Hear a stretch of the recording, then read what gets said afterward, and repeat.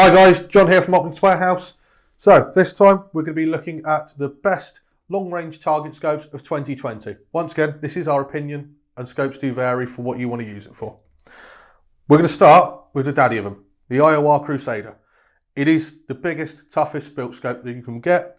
You've got a 40mm tube, which allows you a huge 100 MOA of adjustment, but that is the whole way through with no distortion throughout the entire range of that.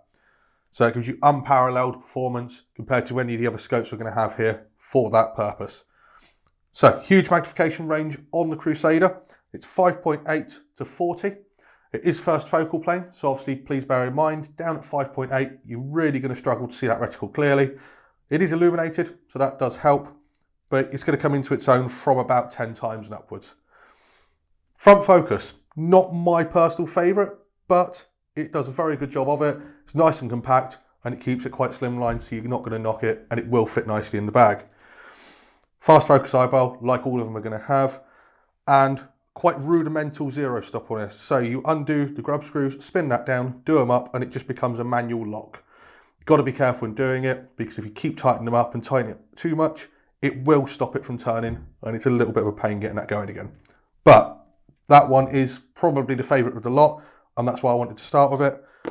We're going to put this to one side, and we're going to move on to the Schmidt & Bender PM2.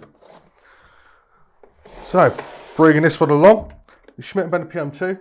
This has got 65 MOA of internal adjustment based on a 34mm tube. So, side focus, bit nicer to use, bit more comfortable, don't have to lean so far forwards.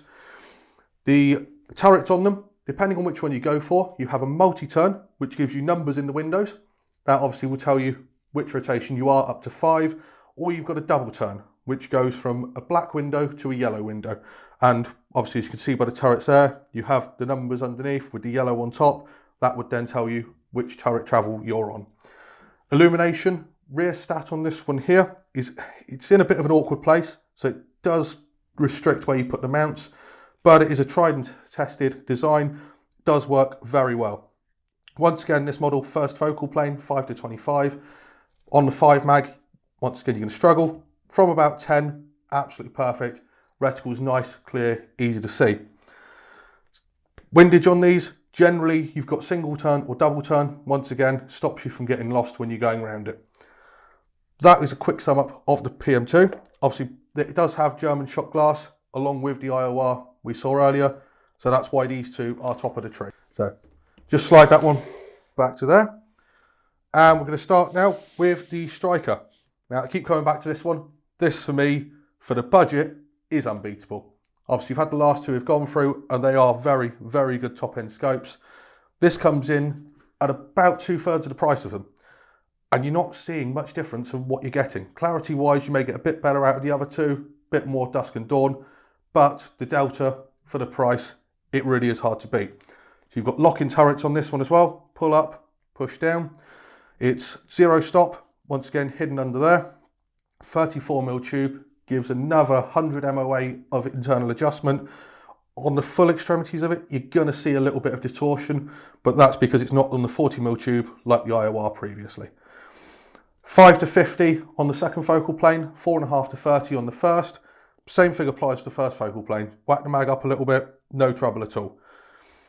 Side focus with the illumination on the side of that can be a bit bulky on sticking out and catch, but it's nice and solid and you're not going to move that by accident as you're going along. Windage turret on this one as well, also lockable, nice little feature. And on the magnification ring on these, you've got a little lever that goes in there and it just makes it that bit easier to twist and adjust your magnification accordingly. All of these so far have had a 56mm objective, giving a huge amount of light through at that distance. So, that is the Striker. And we're now going to move on to the Vortex Viper PST Gen 2. Pick the 5 to 25 of this one again. And once again, first focal plane just seems to be the most popular choice for long range. So that's why we're sticking with it for these.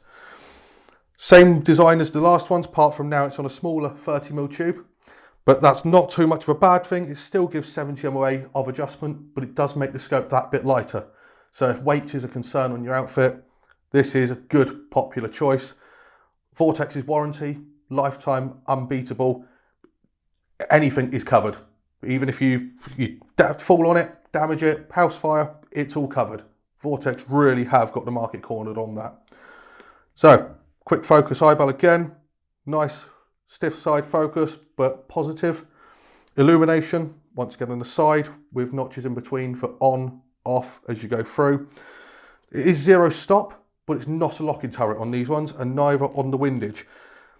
Can cause a bit of a problem if you're not concentrating and you knock it coming in and out of the bag. I mean, it's stiff, but you can move it by accident. 50mm objectives on this, not quite as large as the others, and combined with that 30mm tube, you're probably not going to find the brightness to be quite up to what the last three were. But it is a very good clear scope for the money. And last but not least, we're going to go for the Athlon Midas TAC. Now this is more of a budget range of it. Obviously still had to go for something with a lot of internal adjustment. So this has 85 MOA of internal adjustment. It's the only scope we've got here that isn't illuminated. Obviously that's where the price comes from with it. Back to a 50mm objective, 6-24 first focal plane. The turret on the top, it's not locking, but as you can hear, very nice positive click. It has got spacers in there so you can put it as a zero stop. And a capped windage, which I think is a very nice touch with that, because once you set it, you're not ever going to have to knock it or accidentally move it, and it is clear and precise enough to adjust it when you're on the range to help out with them distances and to get your windage absolutely bang on. So out of the 30mm tube, getting 85 MOA of internal adjustment on that one, it is incredible for that. And the glass quality on it, because you're not pushing it up past the 24 mag, it is more than adequate for the price you're paying for it, and it will get you out to them ranges at 600, 1,000 and possibly that bit more. So that sums up our scopes for long range use for 2020 so far. If there's anything you think we've missed out or you'd like to hear more on, please drop us a message, or anything you'd like to know about, give us a call. See you again soon.